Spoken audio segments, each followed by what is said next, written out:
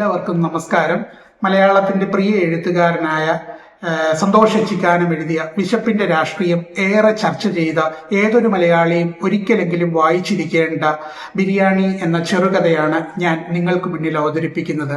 2016 മാതൃഭൂമി ആഴ്ചപ്പതിപ്പിലൂടെ പുറത്തിറങ്ങിയ ഈ കഥ ഏറെ ചർച്ച ചെയ്യപ്പെട്ട കഥകളിൽ ഒന്നാണ്.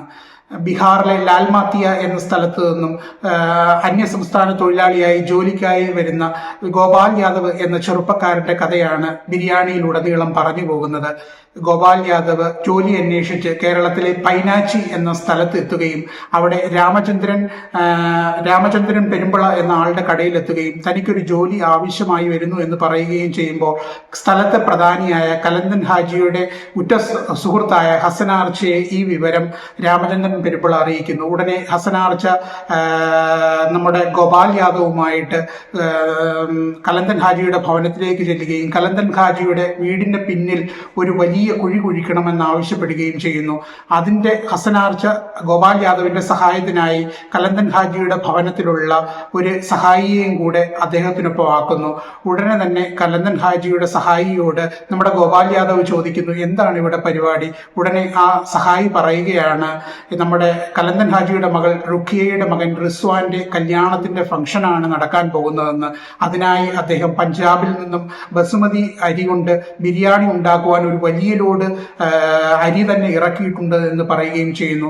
ഇതൊന്നും കേൾക്കാതെ, ഇതൊന്നും വകവെക്കാതെ ഗോപാൽ യാദവ് ആ വീടിന്റെ പിന്നാമ്പുറത്ത് ഒരു വലിയ കുഴി കുഴിക്കുകയാണ്.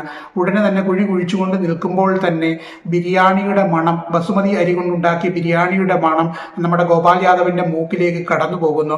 ഉടനെ തന്നെ നമ്മുടെ ഗോപാൽ യാദവിനോട് എന്താണ് താൻ ആലോചിക്കുന്നതെന്ന് കലന്തൻ ഹാജിയുടെ ബന്ധു ചോദിക്കുമ്പോൾ താൻ പറയുകയാണ്, തന്റെ ഭാര്യ മാതങ്കിയുമായി ഷുക്കൂർ മിയയുടെ കടയിൽ, ബീഹാറിലുള്ള ഷുക്കൂർ മിയയുടെ കടയിൽ തനിക്ക് 6 മാസം ഗർഭിണിയായിരിക്കുമ്പോൾ, തന്റെ ഭാര്യ 6 മാസം ഗർഭിണിയായിരിക്കുമ്പോൾ പോയിരിക്കുന്ന ഓർമ്മകൾ പറയുന്നു.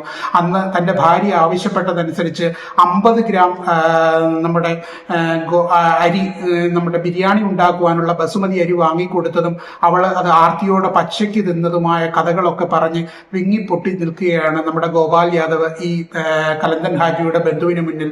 ഉടനെ തന്നെ ഇത് പറഞ്ഞുകൊണ്ട് നിൽക്കുമ്പോൾ തന്നെ കലന്തൻ ഹാജിയുടെ വീട്ടിൽ അധികം വന്ന ബിരിയാണിയുടെ ചെമ്പ് പാത്രങ്ങൾ നമ്മുടെ ഗോപാൽ യാദവ് ഉണ്ടാക്കിയ കുഴിയിലേക്ക് കൊണ്ടുവന്ന് ഇട്ടുമ്പോൾ നമ്മുടെ ഗോപാൽ യാദവിനോട് പറയുകയാണ്, ആ ബിരിയാണി ആ മണ്ണിനകത്തേക്ക് ചവിട്ടി താഴ്ത്താൻ പറയുകയാണ്. ഉടനെ തന്നെ അത് ഗോപാൽ യാദവ് വിസമ്മതിക്കുന്നു. കലന്തൻ ഹാജിയുടെ ബന്ധു അപ്പോൾ ചോദിക്കുകയാണ്, എന്താണ് തനിക്ക് ഇപ്പോൾ ഉണ്ടായ ബുദ്ധിമുട്ടെന്ന്.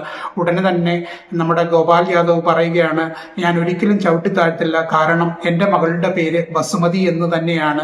അവൾ എന്തു പറ്റി, ഇപ്പോൾ മകൾ എന്തു ചെയ്യുന്നു എന്ന് ചോദിക്കുമ്പോൾ പട്ടിണി കാരണം തൻ്റെ മകൾ ഈ ലോകം വിട്ടുപോയി എന്ന് പറഞ്ഞ് കണ്ണീരിൽ കുതിർന്നു വല്ലാതെ നിൽക്കുന്ന ഗോപാൽ യാദവിനെയാണ് കാണുന്നത്.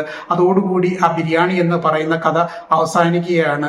നമ്മുടെ ഈ ബിരിയാണി എന്ന കഥയിൽ നിന്നും വിശപ്പിന്റെ വിഷയം ഇതിനു മുന്നേ മലയാളത്തിൽ അനേക തവണ കഥകളായിട്ടുണ്ടെങ്കിലും കാരൂരിന്റെ പൊതിച്ചോറ് എന്ന കഥ നമുക്ക് ഒരിക്കലും മറക്കാൻ സാധിക്കുന്ന ഒന്നല്ല. ബിരിയാണി നമ്മൾക്ക് ഒരു ഓർമ്മപ്പെടുത്തലാണ്. മനസാക്ഷിയുടെ അല്ലെങ്കിൽ വിശപ്പിന്റെ ബുദ്ധിമുട്ട് അനുഭവിക്കുന്ന നിരവധി പേർ നമുക്ക് ചുറ്റിലും ഉണ്ട് എന്നുള്ള ഒരു ഓർമ്മപ്പെടുത്തിക്കൊണ്ടാണ് ബിരിയാണി നമുക്ക് മുന്നിലേക്ക് കടന്നു വരുന്നത്. ഇത്രയും നേരം ഈ കഥ ശ്രമിച്ച നിങ്ങൾക്ക് എല്ലാവർക്കും എൻ്റെ നന്ദി, നമസ്കാരം.